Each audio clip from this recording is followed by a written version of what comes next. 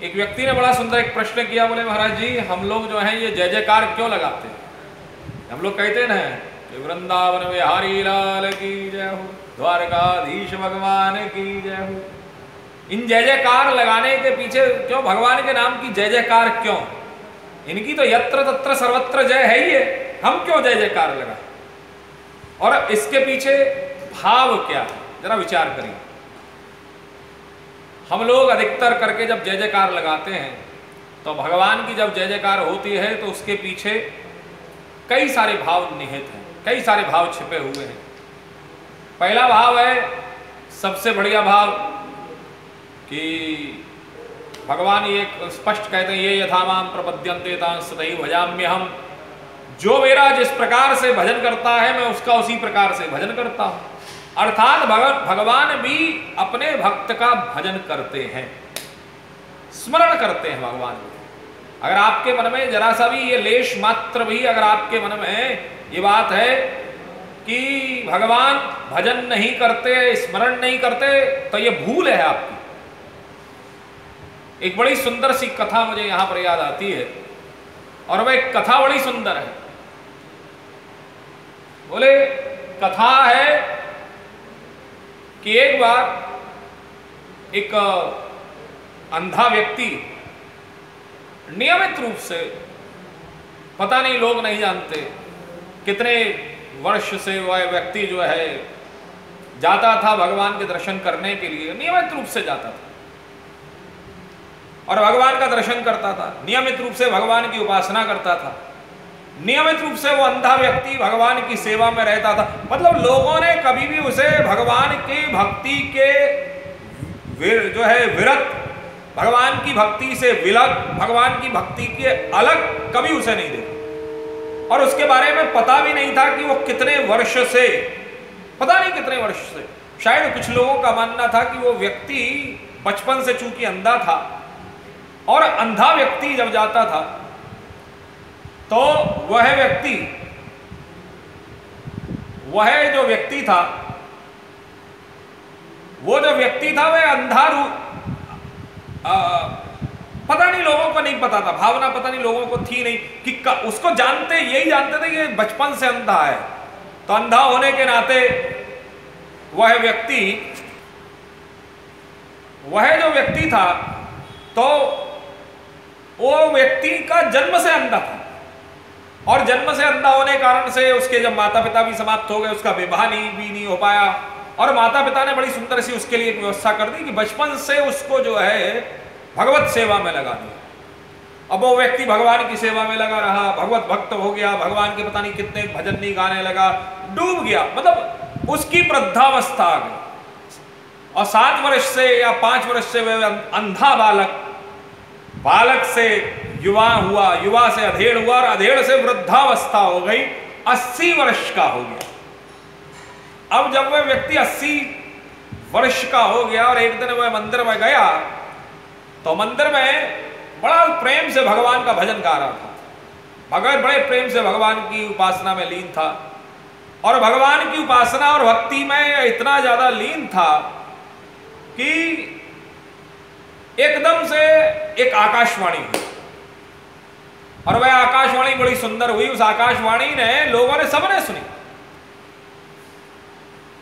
वह आकाशवाणी के स्वरूप में लोगों ने यह सुना कि तूने अभी तक जितनी भी भक्ति की, वो अंधे व्यक्ति के लिए उस आकाशवाणी ने इंगित करते हुए कहा कि तूने अभी तक जितनी भी भक्ति की, तूने जितनी भी भगवान की उपासना की, तूने जितना भी भगवान का ध्यान किया, भगवान ने उसको ग्रहण नहीं किया, भगवान ने उसको लिया नहीं, उसको ग्रहण नहीं किया, उसको स्वीकारा नहीं। जैसे ही ये बात लोगों ने सुनी, सन्नाटा सा खिंच गया, पूरे मंदिर में सन्नाटा हो गया। जरा विचार करिए, अब पूरे मंदिर में सन्नाटा होना स्वाभाविक था, क्योंकि लोग उसके बारे में यही सोचते थे कि ये कितनी भगवान की भक्ति करता है, निश्चल भाव से करता है, नियमित रूप से आता है भगवान के। जब भी हमने इसे देखा, जब भी हमने इसको सुना, जब भी हमने इसके बारे में जाना, हमने यही जाना कि हमने इसको कभी भगवान की भक्ति से अलग नहीं देखा। लोगों में बड़ी विस्मय हुआ। कुछ लोग कहने लगे, मन में विचार करने लगे, अरे अब इसका क्या होगा, बताओ भगवान, बुढ़ापे तक इसने भगवान की भक्ति की और भगवान ने इसको क्या दिया? कुछ नहीं दिया। जरा विचार करिए। लेकिन उसी समय लोगों ने देखा कि उस सन्नाटे में से वो व्यक्ति, जो अंधा व्यक्ति था, वो व्यक्ति उठा और उठ करके नाचने लगा। भगवान के भक्त भगवान की भक्ति में और ज्यादा झूमने लगा, और ज्यादा जो है चिल्लाने लगा, अरे प्रभु तेरी बड़ी कृपा, तेरी बड़ी कृपा, तेरी कृपा का कोई पार नहीं है, तेरी कृपा का कोई कहीं से कोई सीमा नहीं है भाई, तेरी कृपा का मैं कभी ऋण नहीं चुका सकता, कर्जा नहीं चुका सकता। लोग अब और ज्यादा आश्चर्यचकित हो गए। लोग मन में विचार करने लगे, क्या हो गया भाई इसे? काना फूसी होने लगी, खुसर फुसर होने लगी, और लोग ये मन ही मन में विचार करते हुए आपस में कहने लगे, पागल हो गया। देखो, बुढ़ापे में आकर के इसको शौक लग गया, इसको जो है झटका लग गया कि इसने ये सुन लिया मैंने इतनी भगवान की भक्ति की, लेकिन भगवान ने इसको वो भक्ति स्वीकार नहीं की। और जब भगवान ने इसकी वो भक्ति को स्वीकार नहीं किया तो ये बेचारा उसको स्वीकार ना कर पाने के कारण से व्यक्ति पागल हो गया। जरा विचार करिए, किसी एक व्यक्ति ने उसे रोका, अरे बाबा तुमने सुना, तुम क्यों नाच रहे हो? उसे लगा शायद उसने सुना नहीं है या इसे झटका लग गया। उसने कहा, बोले बाबा आप इतनी खुशी में, इतनी प्रसन्नता में, इतना आनंद के साथ में आप नाच रहे हो, आप भगवान को धन्य, इस भगवान ने आपको क्या दिया? यह चीज हम और आप लोग भी कभी कभी करते हैं।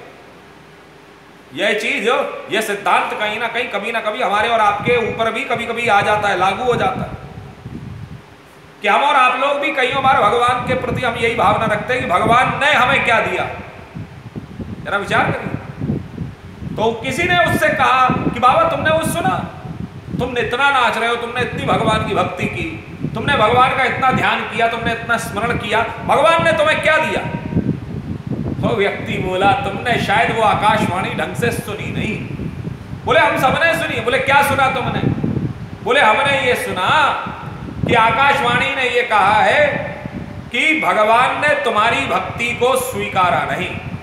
अभी तक जीवन में जितनी भी भक्ति तुमने की, उतनी भक्ति को उसने कभी तुम्हारी को स्वीकार नहीं किया।